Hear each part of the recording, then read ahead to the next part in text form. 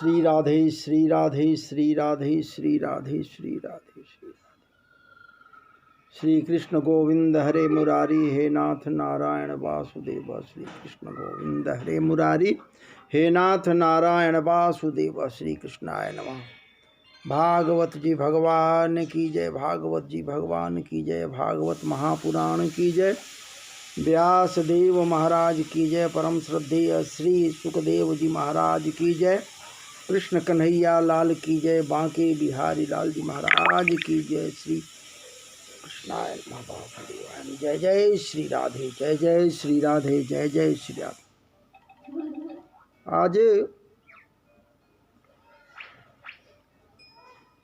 आंग्ल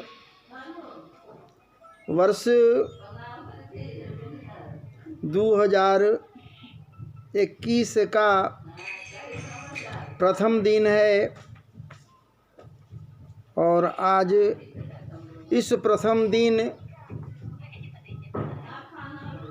में कुछ न कुछ भागवत चर्चा के तहत कुछ न कुछ ईश्वरेच्छा के आश्रय को पाने के निमित्त, परमात्मा के सानिध्यता को पाने के निमित्त भागवत कथामृत का पान करना श्रेयस्कर माना गया है। इसलिए भी कि कहा गया है कि पहले दिन, एक दिन, यदि पहले दिन प्रथम दिवस को कुछ भी किया जाए, लोग कहते हैं, मान्यता है कि सालों ये बातें जीवन में होती रहती है। तो भगवत चर्चा यदि प्रथम दिन को हो, प्रथम दिवस को हो, तो निश्चित रूप से वर्ष पर्यंत परमात्मा के सानिध्य में जाने का शुभ अवसर प्राप्त होते रहता है। पूर्व के एपिसोड में सृष्टि के संबंध में विदुर जी के द्वारा जो प्रश्न भागवत जी के अंतर्गत तृतीय स्कंध के पंचम अध्याय में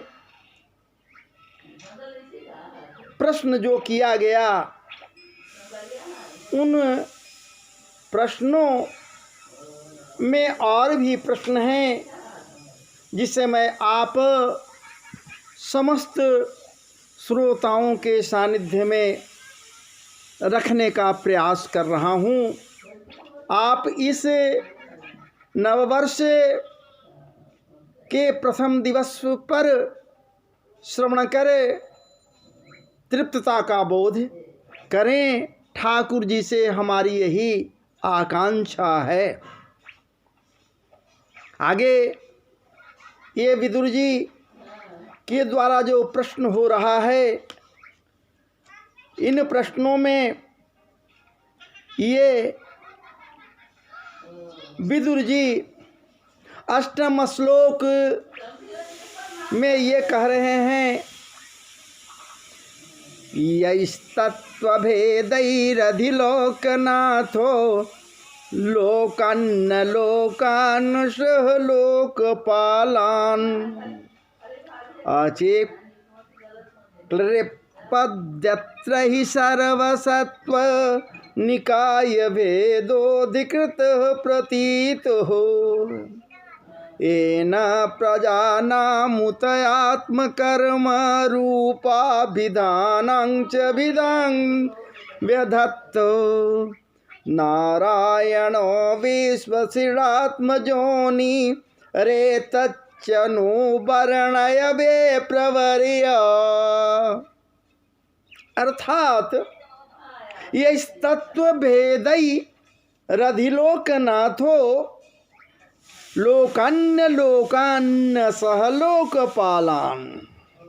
यहाँ पर विदुर जी मैत्रेय ऋषि से इस प्रकार प्रश्न करते हैं कि मुनिवर, हम यह भी बतलाइए कि लोकपतियों के स्वामी श्री हरि ने लोकों, लोकपालों और लोकालोक पर्वत से बाहर के भागों को, जिनमें ये सब प्रकार के प्राणियों के अधिकारानुसार भिन्न भिन्न भेद प्रतीत हो रहे हैं, किन किन तत्वों से रचा है। एन प्रजाना मुतयात्म कर्म रूपाभिधानां च विदां व्यधत्त। द्विवर, उन विश्वकर्ता स्वयंभू श्री नारायण ने अपने प्रजा के स्वभाव, कर्म, रूप और नामों के भेद की किस प्रकार रचना की है। नारायणो विश्वशिरात्म जोनि रेतच्चनो वर्णय विप्रवर्य। भगवान, मैंने श्री व्यास जी के मुख से ऊंच नीच वर्णों के धर्म तो कई बार सुने हैं, किंतु अब श्री कृष्ण कथामृत के प्रवाह को छोड़कर अन्य स्वल्प सुखदायक धर्मों से मेरा चित्त ऊब गया है। परावरे सांग भगवन व्रतानि श्रुतानि में व्यास मुखाद वीक्षमण। श्रुतानि में व्यास मुखाद वीक्षणम अतृप्तनुम क्षुल्ल सुखावहानां तेषां मृते कृष्ण कथामृतौघात। चित्त उब गया है। श्री कृष्ण कथामृत के प्रवाह को छोड़कर अनेकों अनेकों प्रकार के धर्मों की व्याख्या की गई है, लेकिन उन धर्मों की व्याख्या को सुनते सुनते मैं ऊब गया और एकमात्र कृष्ण रसधारा में ही डूबने उतराने की इच्छा सदैव बनी रह रही है। कस्त्रिप्नुयात्यर्थ पदो विधाना सत्रेषु वह सूरि विरीड्यमानात्। यह कर्णनाडिं पुरुषस्य यातो भव प्रदां गेहरतिं छिनत्ति। उन तीर्थपाद श्री हरि के गुणानुवाद से तृप्त हो भी कौन सकता है। उनका तो नारद आदि महात्मा गण भी आप जैसे साधुओं के समाज में कीर्तन करते हैं, तथा जब ये मनुष्यों के कर्णरंध्रों में प्रवेश करते हैं तब उनकी संसार चक्र में डालने वाली घर गृहस्थी की आसक्ति को भी काट डालते हैं। मुनिर्वे वक्षोरो भगवद गुणानां सखा पिते भारत महा कृष्णो। जस्मिन्नग्रम्य सुखानुवादैर्मतिर्गृहीतानुहरैकतायाम्। सा श्रद्धादानस्य विवर्धमाना विरक्तिमन्यत्र करोति पुंसः।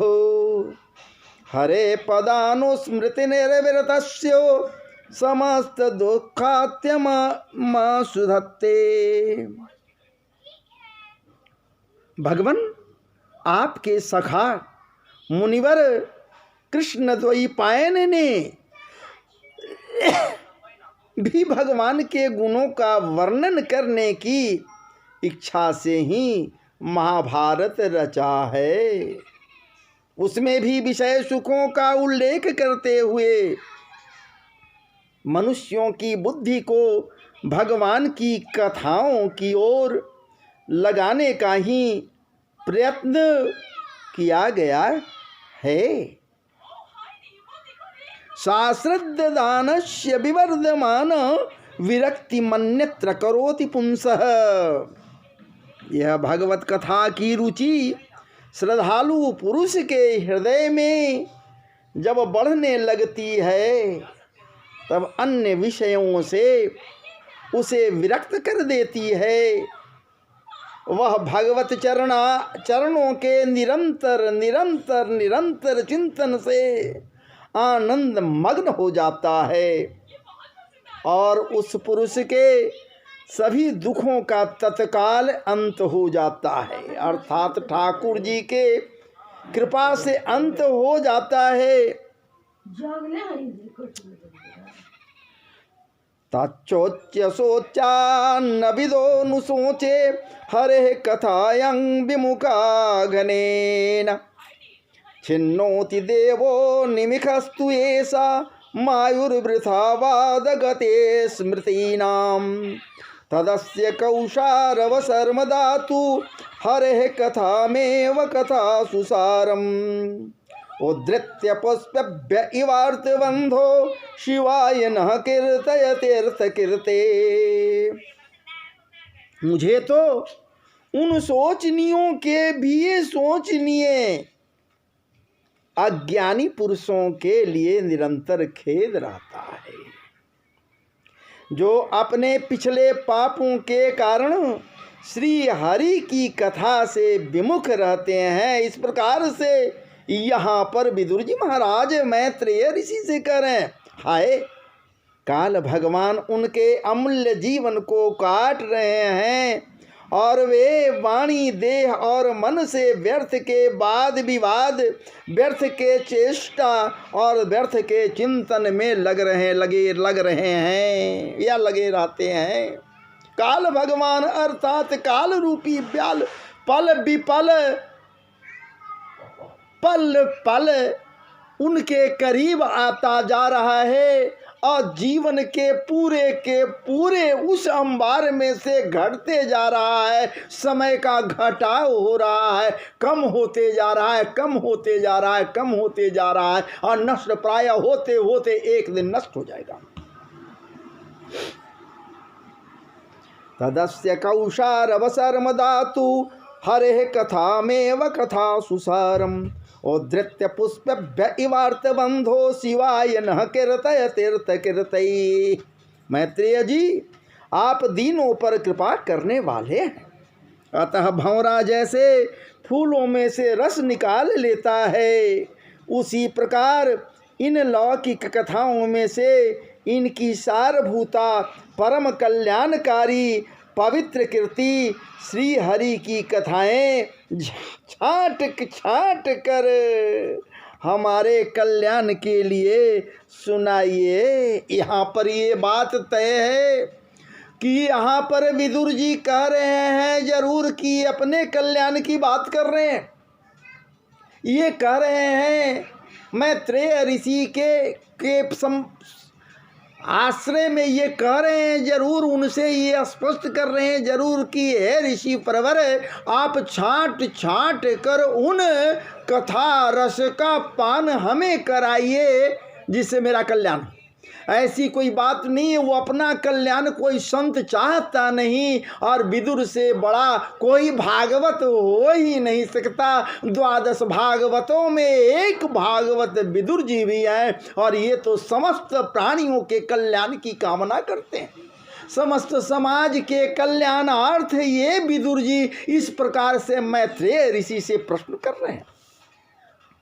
सबे स्वजन्म स्थिति संयमार्थे कृतावतारः प्रगृहीत शक्ति चकार कर्मण्यति पूरुखानि यानीश्वरः कीर्तयतानि मह्यम्। उन सर्वेश्वर ने संसार की उत्पत्ति, स्थिति और संहार करने के लिए अपनी माया शक्ति को स्वीकार कर राम कृष्ण आदि अवतारों के द्वारा जो अनेकों अलौकिक लीलाएं की हैं वे सब मुझे सुनाइए। अर्थात विदुर जी यहाँ पर स्पष्ट रूप से ये बतला रहे हैं, कह रहे हैं स्वयं कि वो नियंता का कोई रूप नहीं होता, वो अरूप है, बिना रूप का है, उसका तो सिर्फ और सिर्फ स्वरूप होता है। उसका न लिंग होता है, न जाति होता है, न भेद होता है, न उसका रंग होता है, न ढंग होता है, कहीं कुछ उस नियमता का नहीं होता। वो तो सृष्टि के कल्याण के लिए कृष्ण रूप में या फिर राम रूप में अवतरित होता है, और जब अवतरित होता है तभी तो प्रकट होता है। और तब वो प्रकट होकर यहाँ वैसे वैसे पाप कर्म में निवृत्त सदैव रहने वाले असुरों से इस धरा धाम को मुक्त करते हैं, समस्त मानवों को कृतार्थ करते हैं। ऐसी बातें ये विदुर जी के मुखारबिंद से मैत्रेय ऋषि के समक्ष हो रहा है। इस प्रकार से यहाँ पर आगे की बात है। श्री शुक उवाच स एवं भगवान पृष्ठो छत्र कौशौरविमुर्मुनिः पुंसां निःश्रेयसार्थेन तमः बहुमानयन्।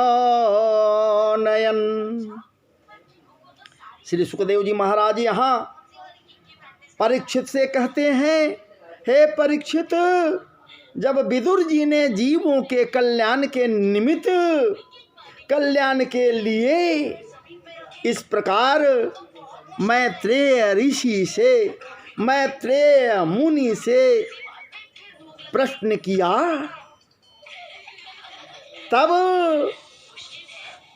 मुनिवर, मुनि श्रेष्ठ, ऋषि श्रेष्ठ भगवान मैत्रेय जी ने उनकी बहुत बड़ाई करते हुए यूं कहा।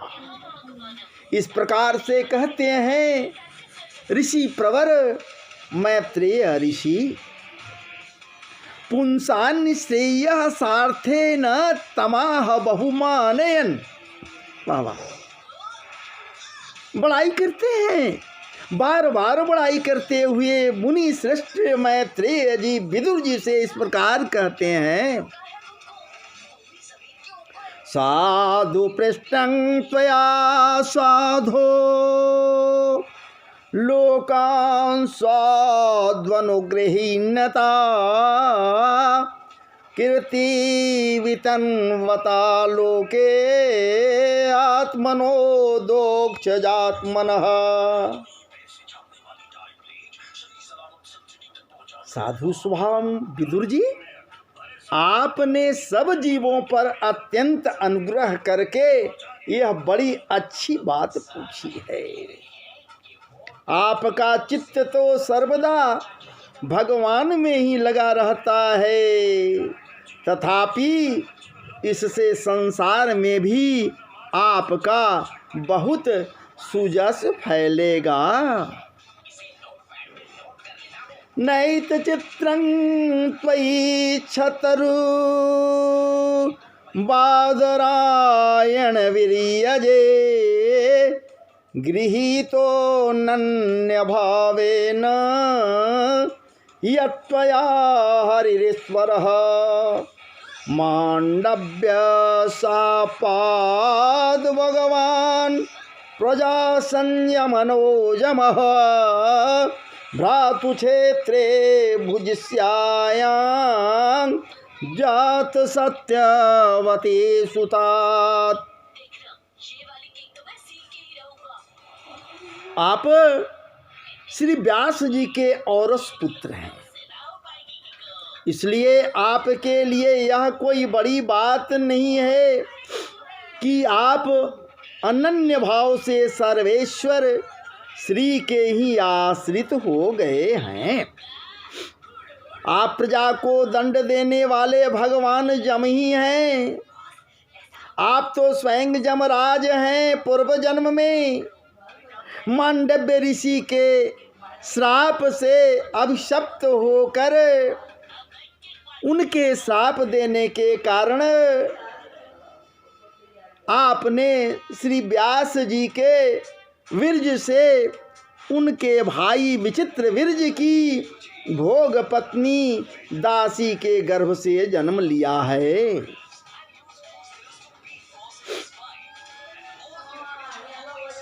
आप सर्वदा ही भगवान भगवान भगवतो नित्यं समतो शानुगस्य चो जस्य ज्ञानोपदेशाय मादिश भगवान ब्रजन अथ ते भगवल्लीला जोगमायोपबृंहित विश्वस्थित्युद्भवान्तारी था वर्णयाम्यन्नुपूर्वसहु। आप सर्वदा ही श्री भगवान और उनके भक्तों को अत्यंत प्रिय हैं, इसलिए भगवान निज धाम पधारते समय मुझे आपको ज्ञानोपदेश करने की आज्ञा दे गए हैं। इसलिए अब मैं जगत की उत्पत्ति, स्थिति और लय के लिए जोग माया के द्वारा विस्तारित हुई भगवान की विभिन्न लीलाओं का क्रमशः वर्णन करता हूँ। यहाँ पर यह स्पष्ट ही कर देना चाहिए, मांडव्य ऋषि के श्राप के कारण ही धर्मराज जमराज विदुर रूप में इस धराधाम पर जन्म लिए, उनको आना पड़ा। इसमें कथा प्रसंग है, एक बार किसी राजा के यहाँ आभूषणों की चोरी हुई। चोर लेकर आभूषणों के गठरी को भागा, पीछे पीछे राजा के रक्षक सिपाही वर्ग दौड़े। जब वो चोर समझ गए कि अब हम पकड़े जाएंगे, सामने मांडव्य ऋषि का कुटिया था, उस कुटिया में गठरी को फेंक कर भागते चले गए। और गठरी के साथ मांडव्य ऋषि को जब उन रक्षकों के द्वारा, सिपाहियों के द्वारा राजा के समक्ष प्रस्तुत किया गया, राजा के आदेशानुसार उनको सूली पर चढ़ाने का आदेश दिया गया। लेकिन सूली पर चढ़ाने के बाद भी मांडव्य ऋषि को सूली कुछ नहीं बिगाड़ सका, इसलिए कि सिद्ध संत थे और संत के शरीर में सूली कैसे चुभ सकता है। ठाकुर के कृपा रूपी कवच जब उसके शरीर को रक्षा कर रहा है, परमात्मा के प्रेम रूपी कवच जब शरीर को रक्षा करे तो भला सूली क्या कर सकता है। मांडव्य ऋषि को सूली कुछ नहीं किया। अंत में सूली से उतार कर राजा हाथ जोड़कर उनके सामने नतमस्तक हो गए। लेकिन मांडव्य ऋषि कहीं की है, राजन आपका इसमें किसी प्रकार का कोई दोष नहीं है। अब मैं जा रहा हूँ और जमराज से पूछूंगा, धर्मराज से पूछूंगा कि आखिर क्या बात है, क्या कारण है जो मुझे सूली पर चढ़ाने के निमित्त आदेशित किया गया। ऐसी क्या बात हुई है हमारे जीवन में, पूर्व के जीवन में। सिद्ध संत हैं, जमराज के पास पहुंच गए। वहां पूछिन धर्मराज से, मान्यवर हमें बताएं, ऐ धर्मराज हमें बताएं हमारी क्या भूल थी, हमारे द्वारा कौन सी ऐसी गलती की गई है, हमारे द्वारा कौन सा पाप किया गया है जिसके कारण मुझे सूली पर चढ़ाने का आदेश राजा के द्वारा दिया गया। आप ऐसा विधि बनाए, विधान बनाए कि राजा मुझे सूली पर चढ़ा दिया। धर्मराज वहाँ कहते हैं, ऐ ऋषिवर आप क्या गलती किया, क्या पाप किया, ये तुरंत बतलाया जा रहा है। चित्रगुप्त के कथनानुसार जब ये स्पष्ट करते हैं धर्मराज कि ऐ ऋषिवर आप बाल्यकाल में जब 4 वर्ष के आप थे, तब आप एक टिड्डी के शरीर में आप चुभीले कांटों से चुभा दिए थे और उसे मार डाले थे। एक टिड्डी को, एक फतिंगे के शरीर में कांटे चुभाए थे और वो मर गया था। इस कारण आपको भी सूली पर चढ़ाने का विधि विधान बनाया गया, इसलिए आपको दंड दिया गया। ये वहाँ पर ये मांडव्य ऋषि क्रोधित हो गए और धर्मराज को कहीं कि आपको धर्म का ज्ञान नहीं है, आप धर्मराज रहने के अधिकारी नहीं हैं, आपको नहीं पता धर्म क्या है। और धर्म ये कहता है कि बाल्यपन में जब कोई बालक हो और वही 5 वर्ष से नीचे हो, 5 वर्ष से नीचे का कोई बालक यदि कोई गलती करता है तो उसे दंड देना चाहिए, न चाहिए सो बात नहीं है, लेकिन उसे दंड उसके स्वप्न में दिया जाता है, उसको दंड उसके स्वप्न में दिया जाता है। जागृत अवस्था में उसे दंड देने का कोई विधान नहीं है, सर्वथा वो त्यक्त है, वो सर्वथा क्षम्य है। इसलिए आप ये गलती किया, इसलिए आप जाइए और 1 जन्म तक 100 वर्षों तक आप धराधाम में दासी पुत्र बनकर रहेंगे। इस प्रकार से यहाँ विदुर जी का जन्म होता है। यहीं पर वो दासी पुत्र के रूप में यहाँ व्यास नंदन के पुत्र और सुपुत्र के रूप में यहाँ हस्तिनापुर में जन्म लिए। अब आगे की कथा, आगे की बात अगले एपिसोड में आपके समक्ष रखने का प्रयास करूँगा। जय जय श्री राधे, जय जय श्री राधे, जय जय श्री राधे। वृंदावन बिहारी लाल की जय, कृष्ण कन्हैया लाल की जय, गोपाल जी महाराज की जय, गिरिराज धरण भगवान की जय, गोपेश्वर महादेव की जय, राधा रमण लाल जी महाराज की जय। हर हर महादेव। जय जय श्री राधे, जय जय श्री राधे, जय जय श्री राधे श्याम।